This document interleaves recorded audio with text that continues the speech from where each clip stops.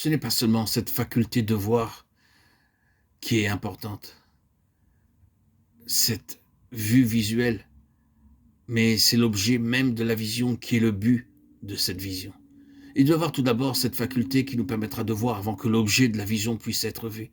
Mais avec cette faculté, vous devez aussi percevoir quelque chose. Quel est donc cet objet? Quelle est cette chose qui a dû être perçue et reconnue quand est venu le Saint-Esprit? Qu'est-ce que les croyants ont commencé à voir? Ils ont commencé à voir ce que signifiait Christ et le dessein éternel de Dieu. Le dessein de Dieu depuis l'éternité concernant son Fils, la place que son Fils occupe dans l'univers selon la pensée de Dieu, la fantastique implication de l'être et de l'existence de Christ, les immenses perspectives liées à Jésus-Christ. Ils n'ont pas vu de suite, mais ils ont commencé à voir le Seigneur Jésus. Ils ont commencé à voir qu'il n'était pas un homme parmi d'autres hommes, pas seulement l'homme de Galilée, non. Il est infiniment plus grand que tout cela. Cette immense signification de Jésus-Christ est trop grande pour être portée tellement grande que vous ne pouvez pas toute la saisir. Cette vision est irrésistible et dévastatrice. Ils ont commencé à voir cela. C'était cela leur vision. C'est de cette vision que tout le reste découle. Regardons-les et écoutons-les. Voyons quel nouveau et grand Christ ils ont découvert dans tout ce qu'il signifiait. Tout est lié à sa personne. Tout est centré sur lui. Il est la seule chose qui compte. Les prophètes avaient indistinctement vu ces choses. Vous aurez pu entendre un de ces prophètes dire « Oh, on l'appellera admirable, conseiller, Dieu tout-puissant, Père éternel, prince de la paix », Ésaïe 9,6. Ce prophète avait commencé à voir quelque chose. Et il y a d'autres passages semblables à celui-ci. Ce n'était qu'un commencement, mais ce qu'il disait, c'est qu'il venait pour être pleinement vu. Nous regardons vers lui, c'est ce qu'ils ont dit.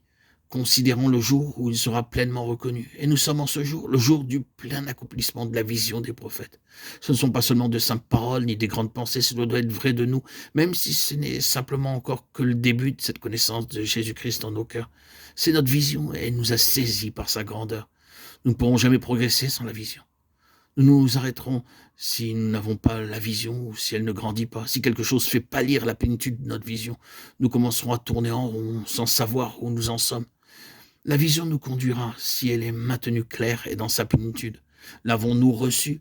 Lorsque le Saint-Esprit est venu le jour de la Pentecôte, il s'est produit cette merveilleuse chose.